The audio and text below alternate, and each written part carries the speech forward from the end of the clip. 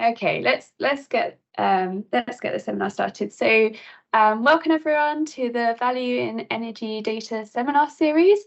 Before I introduce our fantastic speakers today, I've just got some housekeeping to go over. So please make sure that your cameras are off and your microphones are muted. And just so you are aware, by attending and participating in this meeting, you are consenting to being recorded, and our recording of this seminar will go up on YouTube later. If you wish to ask any questions, please put them in the chat. There will be time for a Q&A at the end, and I will read out questions at that time, and Chris will try his best to answer as many as we can. So today I am really pleased that we have Chris Dent joining us to talk about decision support for energy system planning with limited direct data.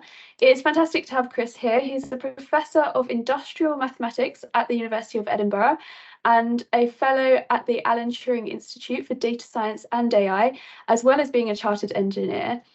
Chris today will discuss a problem that we regularly encounter in the energy industry, which is learning from limited direct data. In this talk, we will discover how we can utilize decision analysis in such scenarios, how we can properly acknowledge and manage the uncertainty that comes with working with such data, and learn how outcomes can be translated to aid energy planning and policy decisions, which we know is really important for us to reach our net zero futures. So without further ado, Chris Dent, do you want to begin your talk? Thanks very much for the introduction, Charlotte. And when I first gave a version of part of this talk, I'd seen on a Facebook group of Dilbert cartoons this cartoon, which I thought was a very good place to start. But moving on to the talk proper. So as I say, I'm going to speak on this topic. My home base is the School of Maths at Edinburgh, and I'm also part-time at the Alan Turing Institute, and I'm very pleased to be here. I should actually just acknowledge that Scott Adams, who writes the Dilbert cartoons, made himself rather controversial with some unfortunate statements, which are not, which actually the basis for that seems to have touched on the topic of issues with survey data, which I'll come to later. So if anyone knows about what Scott Adams said or would like to know about that one, then that could be a reserved question for the Q&A. So I'm going to start off by talking about reasons why we might have limited direct data, and to preview this, four reasons are that the future has not yet happened, so we can't just go out and measure it. We might be interested in extremes, and by definition, extremes don't come with much direct data, much direct historic data, otherwise they wouldn't be extremes by definition. Data may well not include events that matter, or one might well not have relevant structured data recorded.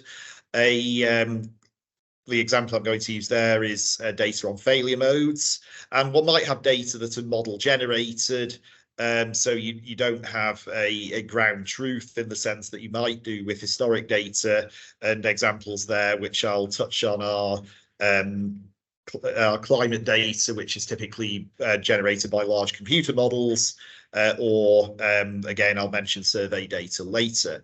And two consequences of that is, firstly, this introduces uncertainty in modelling. One inevitably isn't in a kind of ideal situation where you have lots of data, you have confident, you have a model which you're confident represents your real world system with high fidelity. You can't really get away from that. Another point that I'll come back to at the end to tie everything together is that one ends up almost inevitably with a role of expert judgment on how you interpret data, if it's indirect, or how you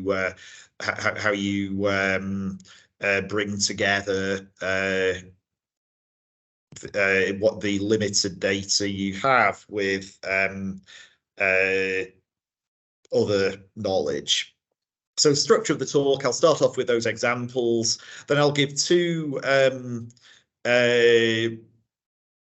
two sort of case studies of very different natures. One is the climate resilience demonstrator project, which I've worked on for a few years, and the other is the way that the various government guides to analysis fit together. And then I'll have a rather ambitious attempt to bring a lot of this together in a single slide, giving an example on electricity capacity procurement. So this is basically the electricity capacity market, which we have in Great Britain. Again, that's something I've worked on for a few years.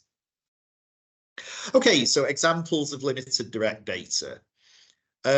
First one I'm going to mention is where we have an uncertain future. This is one of various points when I'll use the example of planning how much generating a whole system level supply capacity we need on the electricity system in Great Britain. And a big issue here is the contribution of interconnection to continental Europe. And we have two linked issues here. We need to create pan-European scenarios, and these are scenarios for the future, covering the whole of the European system, to look at what may be available to provide to us over the interconnectors. So this is something where we not only are we one issue you have is creating scenarios for the European system for the future, and not only is that again the future, you don't have a ground truth. You can't naturally do this by entirely by learning from data. You also have to reckon with the sheer complexity of the European system for firstly specifying fully a scenario, when you also probably have less knowledge of the European system than you do of the Great Britain one, and you also then have to deal with various issues around all of this complexity when it comes to building a model. And then just on the more conventional business of statistics, it's in principle you have some very challenging multivariate time series question with focus on extremes of the time series when you're looking at the spatial distribution of demand and renewable availability across the continent.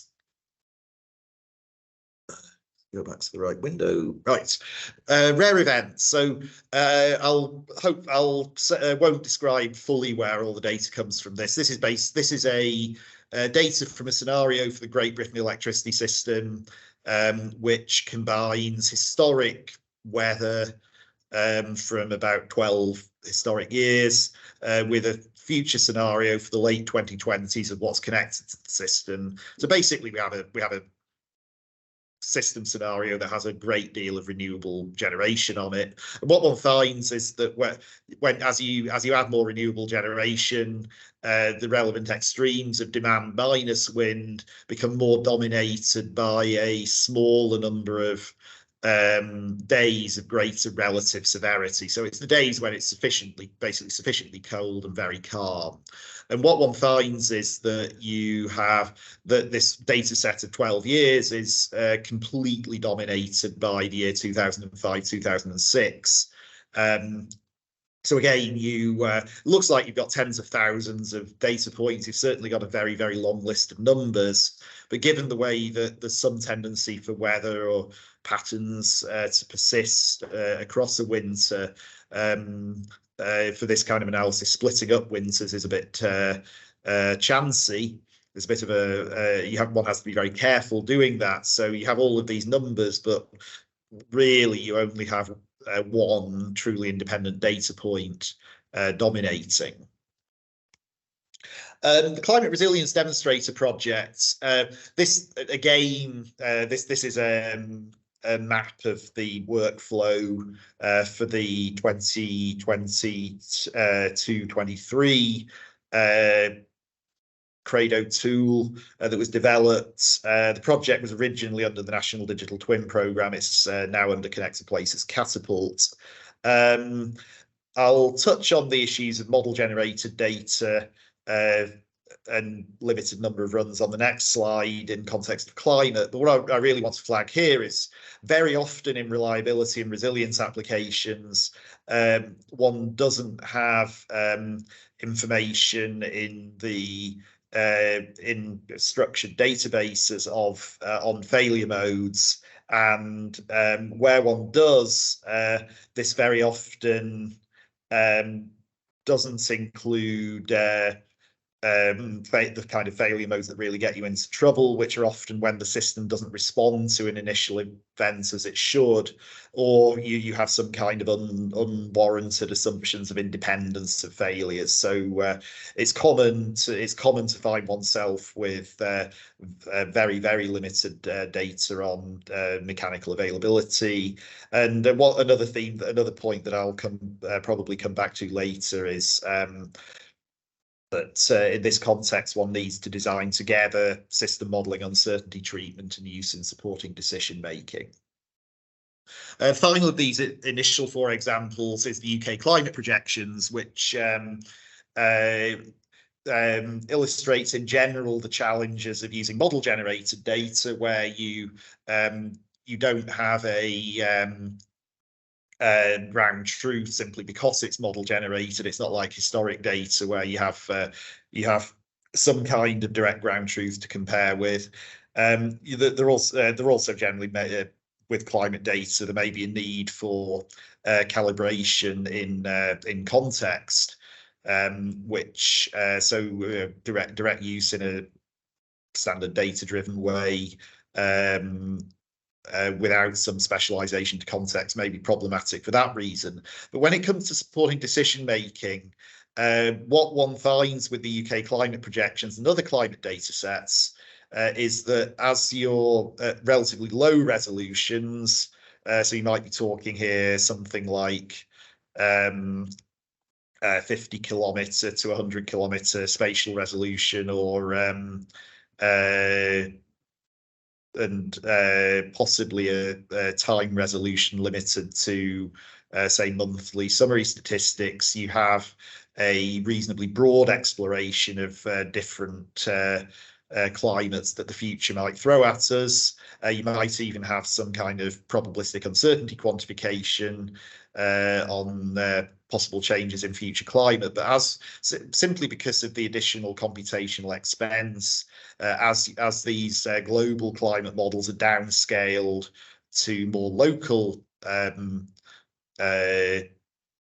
projections of weather in a possible future climate, you tend to have less exploration of possible futures, and particularly on the highest resolution data sets from UKCP, which we often would want to use for infrastructure applications.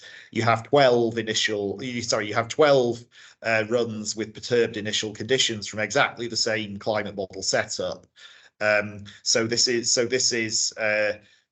you could think of this as it's fairly close to having 12 series of possible weather from just one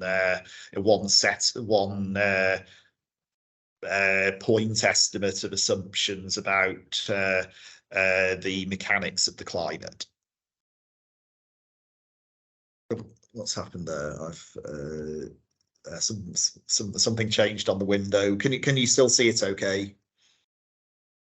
Yes, all fine. Okay, you can see that's fine. Something just jumped on the display on my screen. Anyway, so I'll now give these two case studies of different natures. The first is technical work that we've done with the climate resilience demonstrator project, and this was actually from the first phase of the project in 21-22. I'll give reference at the very end. The purpose of Credo was twofold. The first is to demonstrate the work of the National Digital Twin Programme, whose overall purpose was twofold. It was around driving developments in interoperability between organisations of data and computer models, and also always emphasized that the reason we're doing this is not as a piece of performance art, it's to add value, it's to help people in organizations take better decisions. And the Climate Resilience Demonstrator project was demonstrating some of the technology developed there, but also and you know, the value added by interoperability and of data, and also providing a example of how this actually could be used for decision making in a particular use case. And even from the basic data interoperability piece, before we'd really got onto any kind of modeling, there was considerable value from the three companies, electricity, water, and comms, knowing what in the other networks was connected to what points in their own system, and therefore having a proper picture of the criticality of their own assets.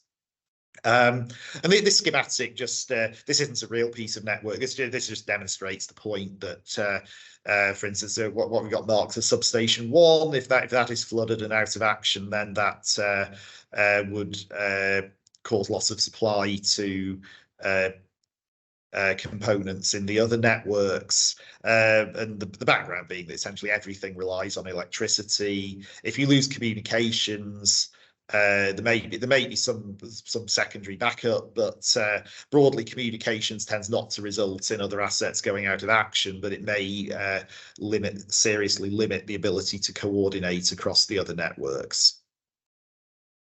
And the overall architecture of the modeling workflow, we were looking at flooding then, is that you have some time series of weather taken from a particular climate scenario. This then has to be mapped to flood depth through a hydrology model. You then have to map that to individual asset availability and the system of systems level outcome, including around the performance of the three interconnected water, electricity, and comms networks. And of course, in some way, this is supposed to have benefit for the asset owner and for wider society. And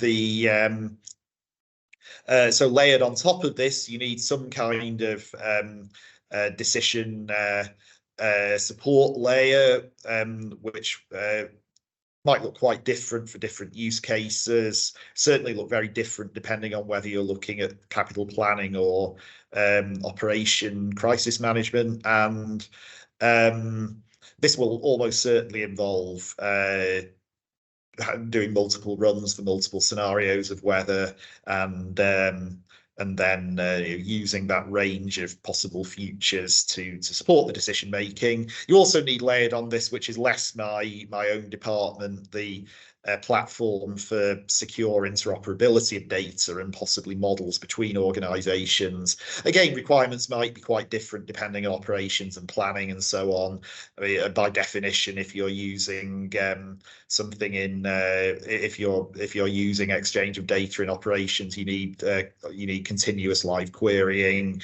You might for offline applications in planning be able to work more with batch jobs of transfer to a platform, or less frequent querying. But the area I'm going to talk about, there are many other issues around model generated data, a limited number of scenarios available, and so on. But the area I'm going to talk about particularly is the asset availability point, which was one of the points I flagged. And indeed, in terms of component reliability data, we were in the classic situation where we did not have direct data available, and so the only source of information was to elicit from expert field operatives both the chains of cause and effect, which was the speciality of Jim Smith, and quantification of the probabilities of the conditional probabilities of what might happen at a particular point in the chain, conditional on previous points in the chain.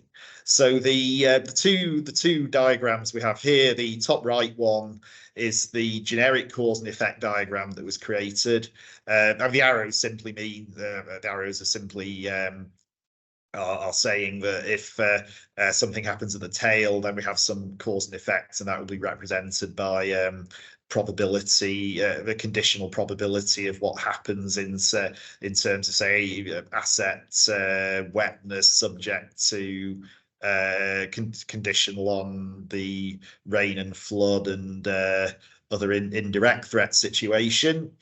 And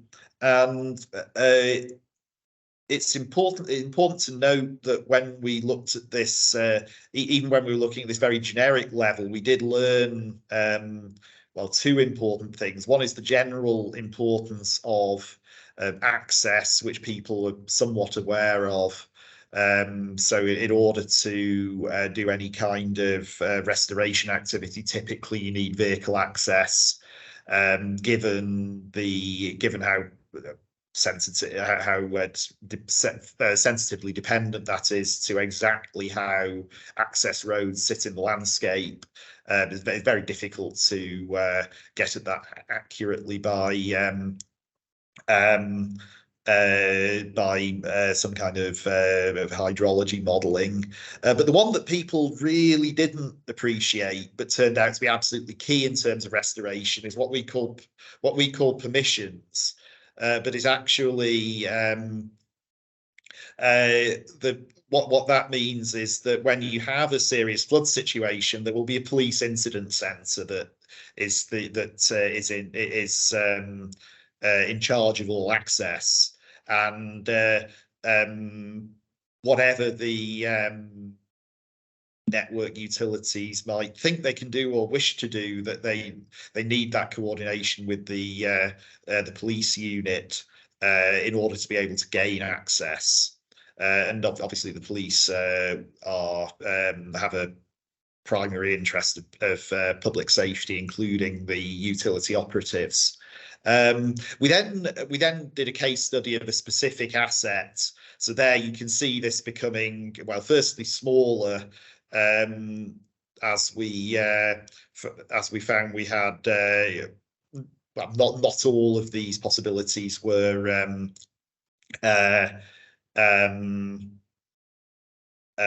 regarded as important for that particular asset. But again, we did find 2 points of which there wasn't broad awareness across the company, but were extremely important. The first one is what we refer to as electronic wetness. What that means is that it's too simplistic to say that if something simply gets wet, you need to dry it out and then you're ready to go again. But that's often not totally wrong. But it can often be much worse if water ingress shorts out electrics, and sometimes then you actually need to replace components, which can take a lot longer than simply waiting for the flood to recede and for no longer to have a damp asset. The other one, which was a classic wildcard thing, which was regarded as significant, is well, it was clear that availability of backup power is important, but it also turned out that the theft of backup batteries or diesel was very important in terms of how resilient the asset was at any particular point in time. Again, things that until we started talking to the field operatives were not appreciated as key issues more widely. So that was eliciting the chains of cause and effect. And then we then, led by Kevin Wilson, we looked at eliciting the probabilities associated with each of these arrows. So these would be as I say, these will be conditional probabilities of different options at one point in the causal chain happening, conditional on what had happened at the previous chain. And we use for this a modified version of the Sheffield elicitation framework method. And broadly, what happens there is that each of the experts you have, I mean, we had 4 people in the virtual room for this. Each expert would give their own view first and ideally independently, and then they would achieve consensus through discussion. And sometimes there would be arguments that they hadn't thought of. Occasionally, they would defer to one particular expert having kicked the tires a bit on the logic there. And you can see different examples here. There were, for instance, looking at the PG, the probability the backup generator was unavailable. We immediately had a pretty much consensus from the independent views. You can see on the probability that, well, we use the technical term that the electrics would be fried if you had a flood. You could see there that there were quite different views across the four experts, but the consensus was actually the consensus was the view of the expert who was initially the outlier, but whose reasoning was deemed by the others to be sound and something they hadn't fully thought of. And you can flow through this, and we had different probabilities of the asset failing, depending on whether the flood barrier was overtopped or not. There's more detail of all the logic of this, but we did find one other thing that was interesting here was how high the probability of failure was if the barrier is not overtopped. And again, this was one of these points where it's where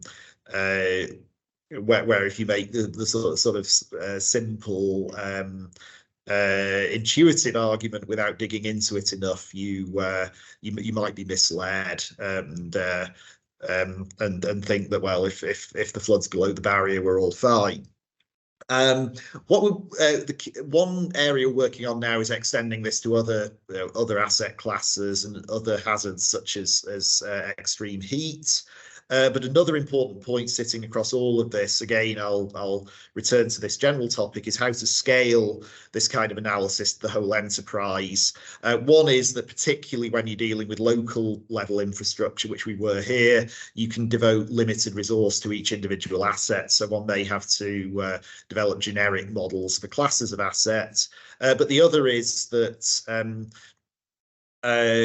currently methods for this kind of elicitation, for many of the other points one might wish to deal with in working with limited data, are quite specialist. You don't always in field applications have access to a crack team of Bayesian statisticians who can be parachuted in to deal with every individual case. So another part of scaling is looking at how we can provide means of and analysts within organizations out there in the world to do this kind of modeling, starting from current skills and practices.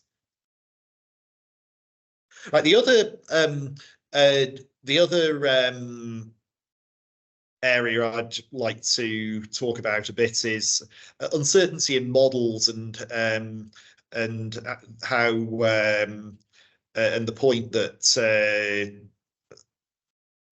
most, unless you're dealing with very simple situations, model generated data wouldn't be called direct ground truth data. And I'm going to explore this through a couple of examples which are very relevant to energy of the HM Treasury so-called colour books. And the Treasury produces various guides for use in government on how analysis should be done, that are all named after colours. The most prominent broadly is the Green Book, which is the master guide to appraisals of projects and policies in government. It's very influential on appraisal of large projects in energy. When regulatory justifications are being made, one either explicitly there might be reference to Green Book principles, or implicitly it's probably building on that. I'm not sure whether you'll be able to read the little introduction of the first half paragraph of the introduction to the Green Book. But one point I'd just pull out is that it talks about this guidance concerns the provision of objective advice by public servants to decision makers. And I'm going to, one theme running through the rest of the talk is going to be the interpretation of that word objective. The other one I'll talk about is the Aqua Book, which is a general which is about general issues associated with analysis projects. And in particular, one thing that would link these two together is if, as part of a project appraisal, there's some kind of modelling analysis, as there very often is in energy infrastructure projects. You would often have some kind of for instance, system modelling of the network.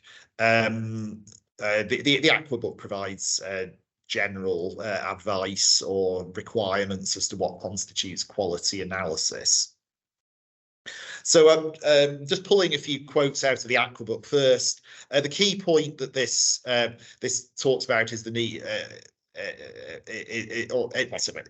There are many pieces of good advice in here, but a key point is about analysis of uncertainty, and that it isn't sufficient to simply provide point estimates of what may happen in the future, and therefore what one needs to plan against. One needs to look broadly at the range of outcomes that may occur and how likely they are, and that where one is using explicitly expert judgment, again, this should you should have a range as well as a central estimate. And the Aqua Book actually says some quite radical things about this. Doing a genuinely broad uncertainty treatment in a complex analysis situation is not a straightforward matter. Just to illustrate the full range of sources of uncertainty, some of these are about what we would call traditionally called data. Others are more about the consequences of using model generated data. This is actually a slide that I've taken almost directly from one that Michael Goldstein from Durham University uses. So these the way that I've kind of flown in the bullet points in groups is my own, though. So these first four are points where generally there will be awareness of these, but there may or may not be any very explicit treatment. The second group are ones where it's often the case that these points are not thought of at all, and it's very rare to have a comprehensive treatment. But the point that ties a lot of this together, and again is a key point in model generated data, is what Michael called functional uncertainty. So the point here is that the often one's dealing with complex computer models, and one can only do a limited number of evaluations, but the inputs for which one hasn't evaluated the model matter just as much as the ones that the inputs for which one has evaluated it. So you need some form of to tie things together logically, you need some view of your state of knowledge of the behavior of the computer model at the inputs for which you have not run it. And finally, this was actually a comment taken from another talk by Michael, that often one very important point is that there is uncertainty about what is meant by the words like uncertainty and probability, and it's often important to ensure that one is that different people are on the same page in a discussion as to what they mean by certain key terms like that. The point, again, from a different idea of different spin on indirect data, I'd like to refer to is the there's a great deal in the Green Book, but one particularly complicated point is monetizing quantities that monetizing line items in an appraisal that don't start off as money. So the Green Book what the Green Book actually says explicitly is very sound. It does leave a lot to the judgment of analysts in terms of how one treats different quantities as monetizable or unmonetizable or quantifiable or unquantifiable. So I don't need to read out the quotes, the direct quote in italics, but the custom and practice often seems to be if you can monetize, monetize. If you can't monetize, monetize anyway. If you really can't monetize, then maybe let's have a think about it. And the idea is monetization provides a common currency and is seems like a natural means of accounting for comparisons of all points that go into a project or policy appraisal. One does need to consider uncertainty both in quantification in the sort of natural scale of a line item within the within an appraisal, and then how one maps that to monetization. And the former, the quantification in its own terms, for instance, of the reliability of a system,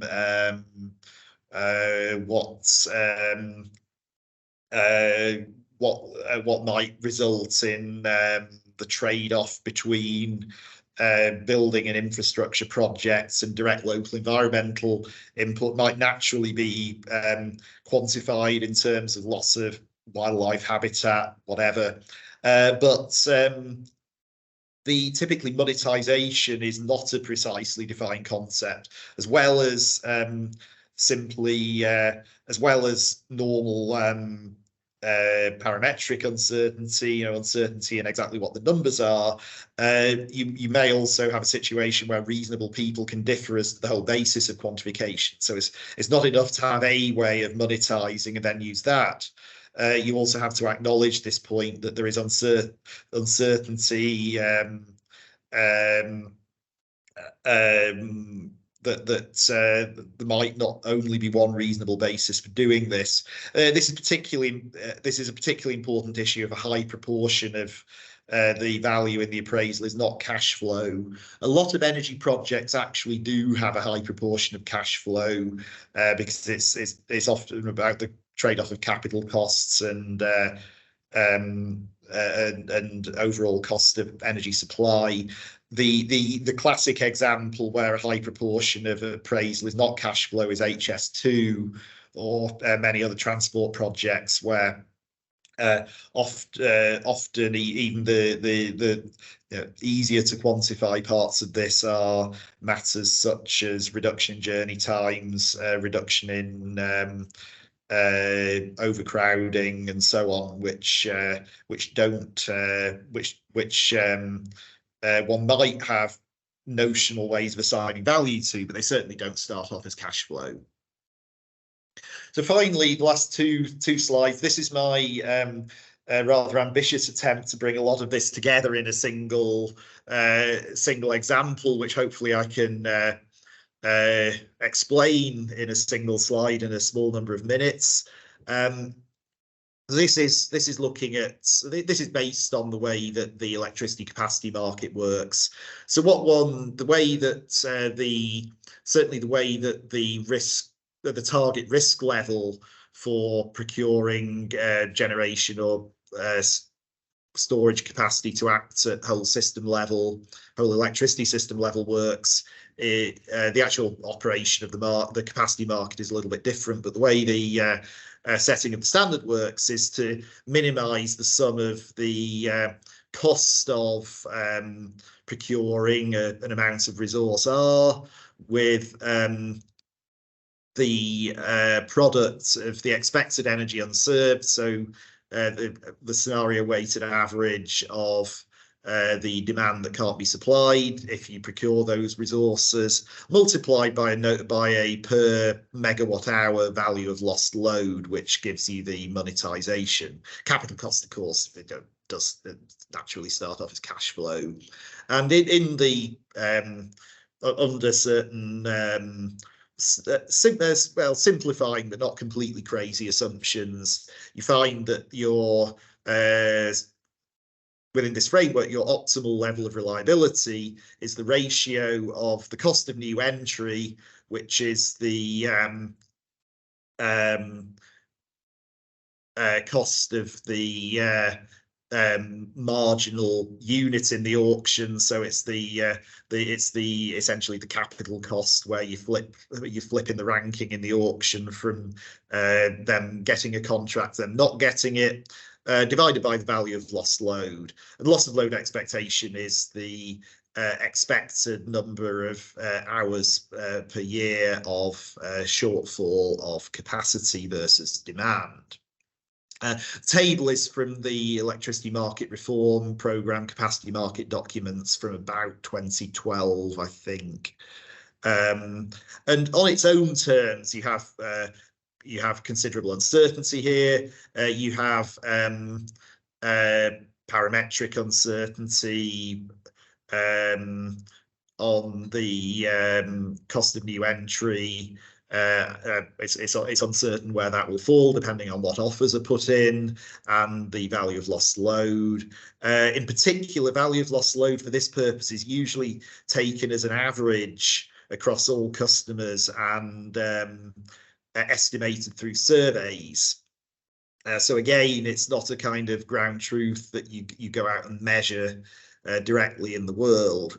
But you also have this wider point that reliability and capacity are not fully commensurate. And commensurate is a term in decision analysis that simply means whether they can naturally be compared on the same numerical scale, for instance, money.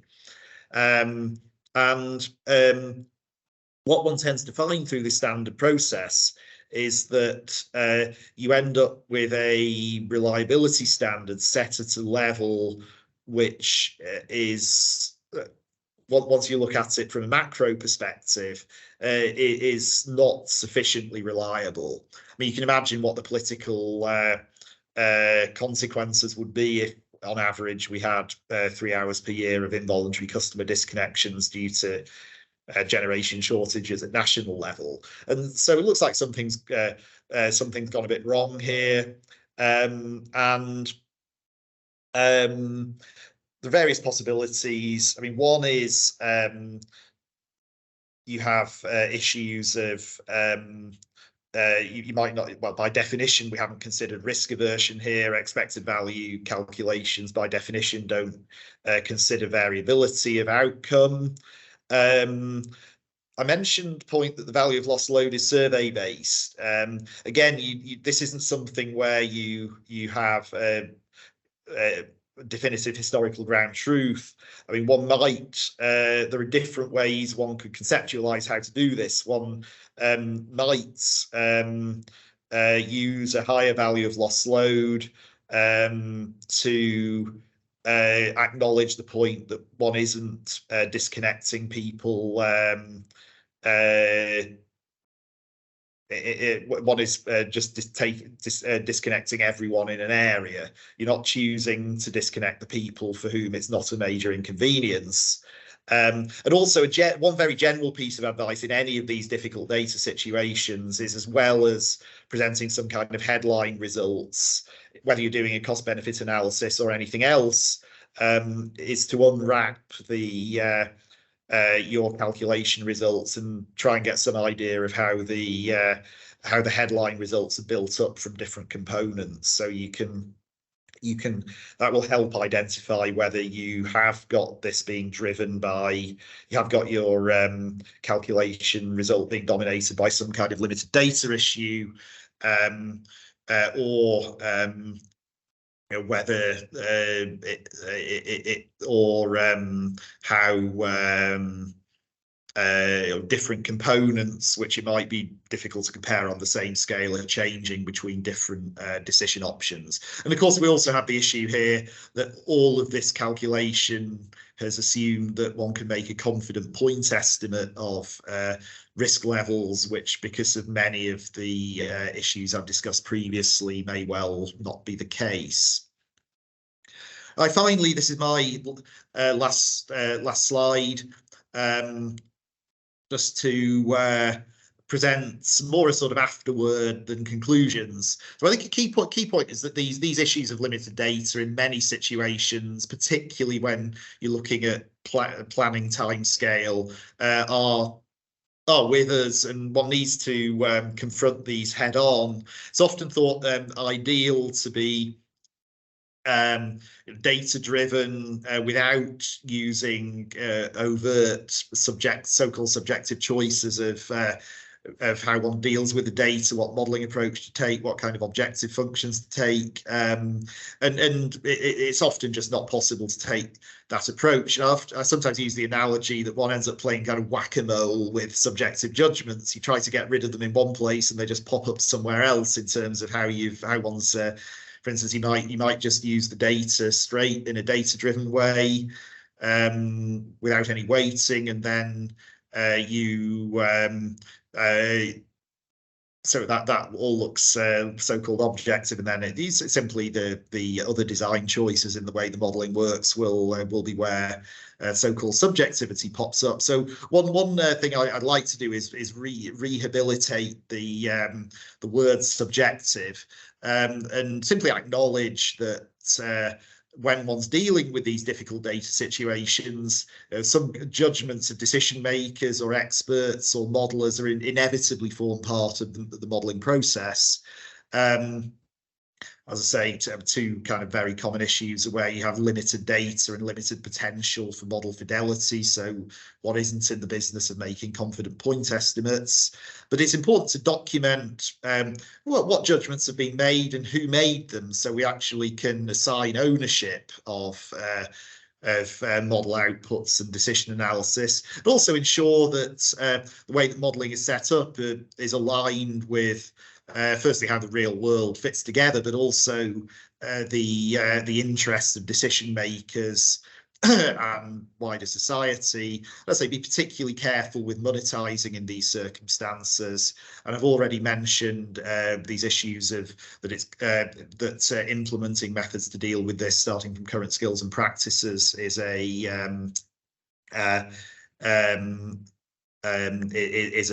challenge. It's not just a matter of developing technical methods that can be used in principle with the right skills. Finally, I've added some references at the end. I'm assuming that I'm not sure whether normal practice is to share slides, but if anyone would like them or the list of references, you're very welcome to contact me. Most of this is self-explanatory. The only other point is as a general reference, I've given Jim Smith's book on decision analysis, which covers a lot of relevant methodological ground. So thank you very much. Great, thank you so much, Chris. That was fantastic. I'm gonna first of all ask the first question that appeared in the chat, because it appeared a while ago. It is in reference, I think, to slide 7, where you presented the wind generation versus yes, perfect, demand. So Rohit asks, what was the reason for such a huge difference in 2005, 2006? Yeah, it's simply that you had fairly cold weather associated with very, very calm wind conditions. And this is, I mean, something that, I mean, inevitably to some extent, as you go to higher renewable generation capacities, you end up being dominated by whether you're looking at aggregation over time with a lot of storage, or if in a system with a lot of storage, or whether you're dealing with a system where it's what happens in terms of weather on the day that matters. It's pretty much inevitable that you will have this effect to some degree, because you become your data set for the purpose becomes more dominated by, well, in Britain, when it's dark at time of highest demand, it becomes more dominated by very calm wind conditions. But in Britain, it turned out this was really extreme. This effect was really extreme. It's just the way things fitted together. You had the most difficult conditions. I mean, I think you have a margin of about 2 gigawatts before you bring in data from another year.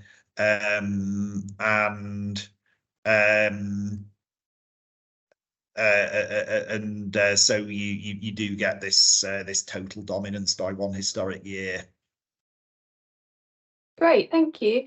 Another question from Stephen. Just a reminder, please post your questions in the chat if you have any. What are some of the ways of increasing confidence or validation of models which have no ground truth? Quite a hard question. Yeah, I think I mean, you could come at this from two ends. I mean, one is simply to act. One of the first things is simply to acknowledge the issue. I think what one. I mean, coming from one end,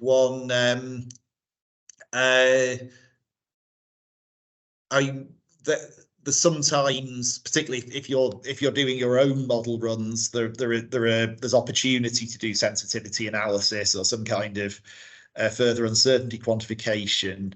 I think that what I would come to at the moment as a general point is that this will come down to two things. This will often involve are having some kind of expert interpretation of the modelling in context. I mean, this is certainly a big issue in climate, where, I mean, there are data sets available for download off the internet, but I don't think that the people who produce data sets like UKCP would say that it's a very robust thing to do to download this and then put it straight through the your chosen infrastructure system model without understanding in context of what this is and isn't giving you. I think the other, again, just coming back to the other point, when you're in these sorts of situations, I think a sort of key conceptual point is that you don't end up finding yourself in an ideal situation. I mean, inevitably, you're going to have to make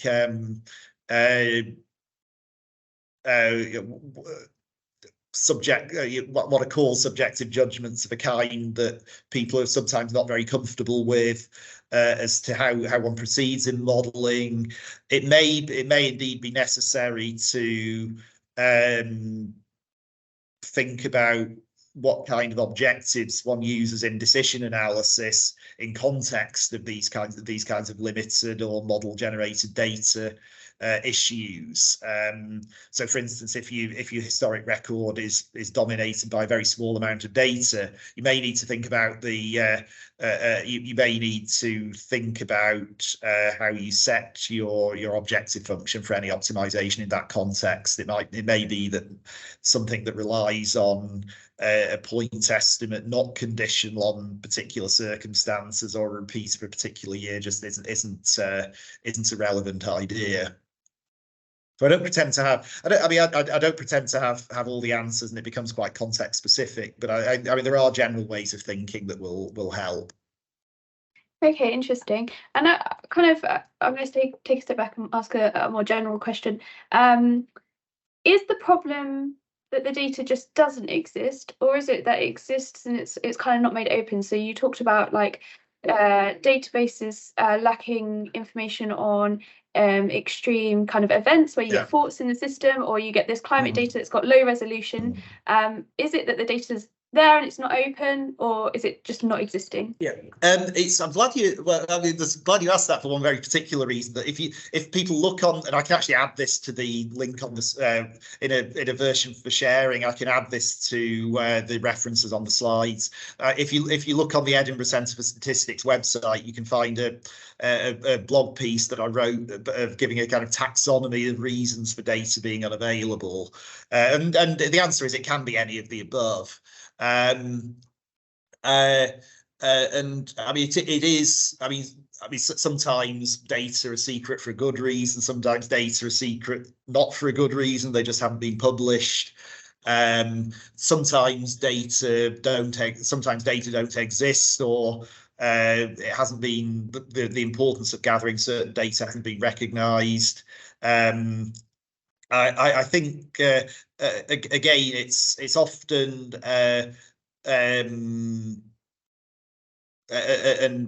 once one does start to recognise value, in particular if you're gathering, let's say, ground truth data from the infrastructure systems, obviously takes some time to accumulate sufficient data, particularly again when you're dealing with planning type applications where you may accrue relevant independent data points or a whole year's experience or whatever quite slowly. So I think a big part of it is awareness, but that's not just awareness when one is doing analysis given what data are presently available. It's also when one is designing data gathering or data architectures. It's thinking carefully about design of data recording or gathering with purpose in mind. Great, yeah, thanks. So on that, Stephen's just asked a question. One way we can get limited data in forecasting is through concept drift. Have you any thoughts on this and how we can modify its effects? I mean, I'm not quite sure. I'm not actually quite sure what the term means, but I mean, so to say one thing. I mean, one general point that may be relevant. I mean, one often has a trade-off between that one can make between volume of data and direct relevance. And it may be appropriate to. Sometimes you might have data that are less directly relevant in principle, but because you can make certain, say, meteorological arguments about similarity or difference of weather at different times of year, you may just decide to go for the wider set of data. In other cases, one might say, well, it will be beneficial overall to bring in a wider volume of less directly relevant data, but you you do need to take some account of that in the analysis, that there is some component of uncertainty in model outputs that's arising from the reduced direct relevance. I mean, as I say, I'm not familiar with the specific term, but I'm very happy to sort that one out by email afterwards. Yeah, I was going to suggest, I see Stephen writing in the chat, so it might be worth you guys catching up. Yeah, I should just say I could probably do one more question, but I've got to go and meet someone for lunch, so I've got a fairly hard stop at 1 o'clock. Oh yeah, no worries. So it is time. It is 1, and I have a question, but I will email you. No, go on. We can do one more question. And oh, okay, go on then. Well, so basically, I was just wondering. So when you talk about the climate resilience demonstration project, there was a strong focus on like the impact of flooding, and you briefly mentioned, other factors such as extreme heat that you have to consider. I was just wondering if you were going to use the same approach in terms of eliciting probabilities when considering these other factors, or have you got any lessons learned that you'll bring over? I mean, broadly, the big difference, which actually is intimately tied up with the reason why heat was chosen, because this is the largest scale, well, the potentially largest scale activity is actually a strategic innovation fund project with UK Power Networks. The reason we chose to focus on heat with that is that it is in this country extreme heat, in the sense we're concerned about possibly for the future, is not something where we have historic experience. It's very much regarded as something as a new threat in possible future climate, whereas flooding is something that we live with, so we do have direct experience. So we have some knowledge of where companies are starting to see problems, but one point we've looked at is whether we can translate knowledge across from other countries, basically warmer parts of the world. Then, of course, you also have a potential issue there that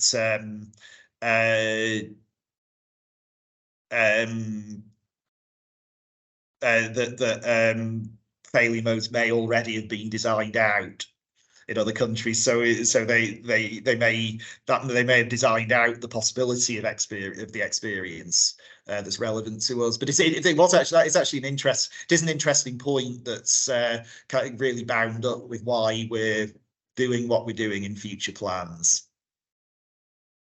Anyway, so unfortunately, I do need to jump now. So thank you again very much for the opportunity to speak. No, thank you so much, and thanks everyone for attending. Yeah, see you all at the next event. Bye. Bye.